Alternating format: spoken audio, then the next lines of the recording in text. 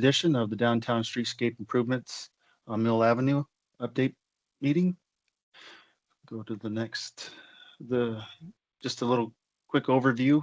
Most of you are already aware of what's taking place out there since we're getting towards the end of wrapping things up, but we did a lot of sidewalk and ADA improvements. We extended the pedestrian spaces on several of the intersections, new sidewalk pavers, a lot of historic markers that are out there. Definitely did a huge upgrade to the infrastructure with the water and irrigation from University all the way to Rio Salado. We also added some new bus shelters and introduced a new tree palette to the downtown area. So as I mentioned, the project is from University to Rio Salado, and we have basically touched every aspect of the sidewalks that are within the project limit that you see there, increasing the safety aspect to the ADA access for most of the sidewalks and I'm sorry, the intersection corners were improved drastically to allow for easier access.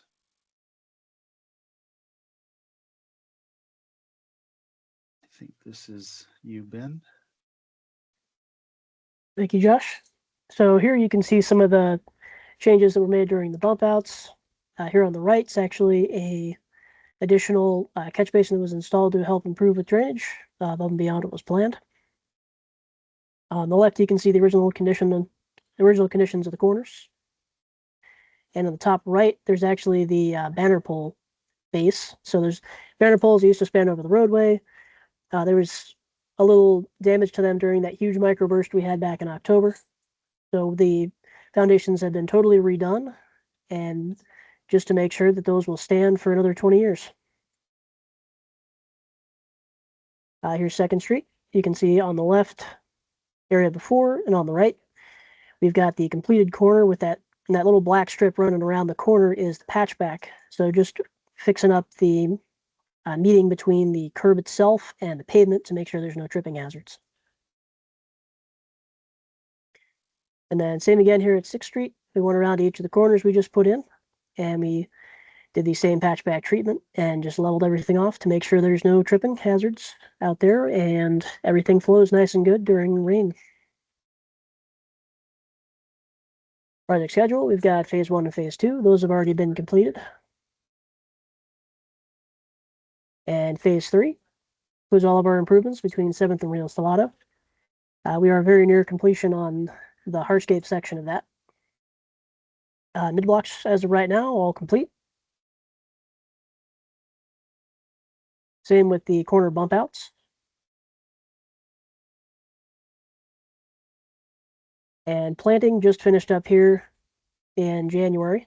So you can see a couple photos down here of some of the trees and shrubs that we put in, some of that mulch. So project work hours, we don't have a specific slide for it. There are a couple punch list items that will be worked on. Those will take place during the normal working hours, the 2 a.m. to 12 p.m. So you'll see us intermittently out there, a couple different crews. There won't be any major shutdowns as part of the punch list work. The only final remaining item we've got here is just the banner poles. So we will be reinstalling those poles here come Friday.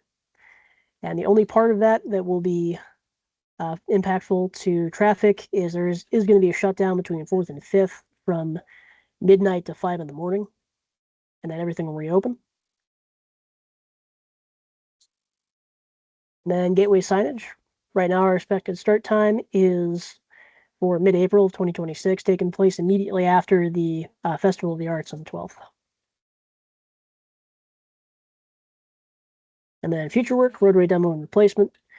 Our start time is mid-May, right after ASU classes wrap up. And then we will be wrapping it up in late summer 2026. All the paving work will be done by the end of the summer, and there will just be some striping to remain as well as in late August. And over to you, Allie. Thanks, Ben. Just a little bit on communication here. These photos are obviously outdated. This is what it looks like during the major part of construction on the streets there. But all of that has since been cleaned up as seen by previous photos.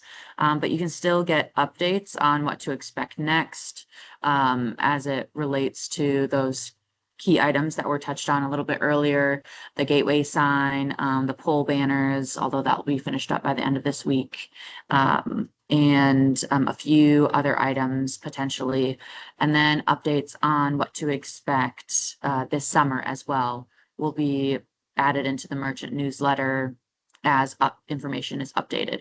So that goes out weekly. You can email me, Allie@downtowntempe.com, to get put on the listserv for that, and you'll be getting those every week.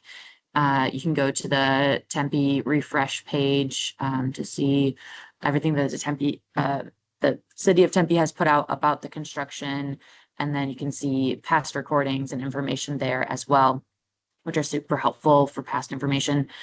If you have any desire to meet one-on-one with me or anyone else on the communications team there, please feel free to reach out to any one of us. There'll be a list of emails closer to the end of this presentation, but any one-on-one meetings, advance notice, pedestrian signage, front door access, anything that you have concern about, please feel free to reach out and we'll follow up with you. And a little bit on parking as well. Tempe Trip, that is a transportation application. It's not an app that you have to download, but you can go onto the website and see all the different parking options that there are available for downtown. It can be very useful for a business owner and a patron and employees to see where parking is at what time, how busy things are, what the prices are across downtown, and then just sliding in some few free parking options there that we have downtown, just as a reminder. And if you haven't downloaded the Park mobile app, definitely do so. That'll be the easiest way to continuously park downtown. And then something new, something for this summer, since we do know that construction will begin again.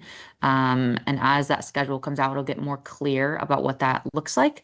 But we are trying to plan in advance for what construction does to business in the downtown. So there's going to be a new summer campaign to help drive foot traffic during summer. It is opt-in required. So if you are a business in downtown and you want to receive the benefits that come with this program, the foot traffic that it drives in, the gift cards that will come with it, all of those gift cards and rewards and prizes will be managed by Downtown Tempe, but a business is required to opt in just so we can make sure that our resources are going into the best place and are having the biggest impact.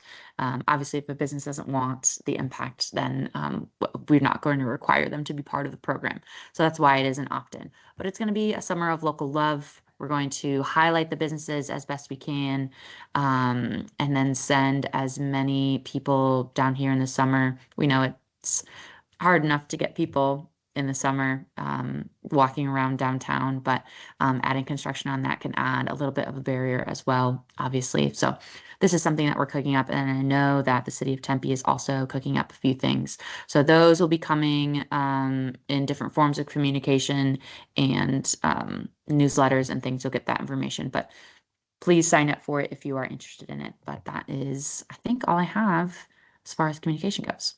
Kick it back over to Josh. Thank you, Allie. Just to reiterate some of the key project contacts for Aiken Gardner, we have Brian Richards. He's been our key component to make this job successful. He's our site superintendent.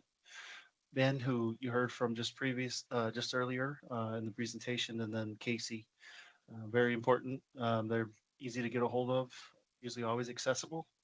Allie, who was just presenting a second ago, she's very accessible as well when it comes to needing to communicate. And then you have myself and Morgan for the city of Tempe, and our contact information is there. So if you have any questions or comments, this is the project team that can answer the questions the fastest, or they know who to talk to that can get the answer for you. So the next steps, we will continue to do what we can to inform everybody of the upcoming paving project in the summer. We do have a schedule that's under review right now internally that we need to make sure that meets the requirements that the city has set forth. And once we have approval on that, we'll make sure to share that as fast as we can with as many DTA so they can communicate and we can all get ahead of this. We will not be having a meeting in March because we're trying to get out of everybody's way for a bit. We do plan on resuming April the 14th. With that, I believe we can take questions.